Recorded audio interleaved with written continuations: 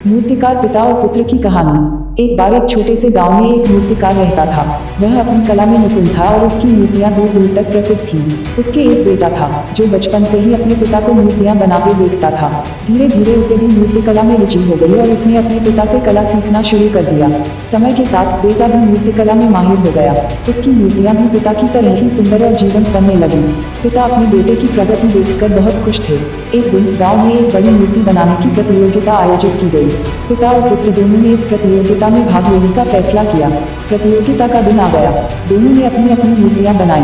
पिता ने एक भगवान की मूर्ति बनाई जबकि बेटा ने एक साधारण किसान की मूर्ति बनाई। जब प्रतियोगिता के परिणाम घोषित किए गए तो बेटा अपनी मूर्ति के लिए प्रथम पुरस्कार जीतने में सफल रहा। पिता को दूसरा पुरस्कार मिला। पिता अपने बेटे की जीत से बहुत खुश थे। उन्होंने बेटे को गले लगाया और कहा, बेटा, तुमने मुझे गौरवान्वित किया है। तुम अब मुझसे भी बेहतर मूर्तिकार बन गए हो। बेटा भी पिता की प्रशंसा सुनकर बहुत खुश हुआ। उसने कहा, पिताजी, यह सब आपके आशीर्वाद और मार्गदर्शन के कारण ही संभव हो पाया है। इस कहानी की सीख। इस कहानी से हमें यह शिक्षा मिलती है कि हमें हमेशा अपने बच्चों को प्रोत्साहित करना चाहिए और उनकी प्रतिभा को निखारने में मदद करनी चाहिए।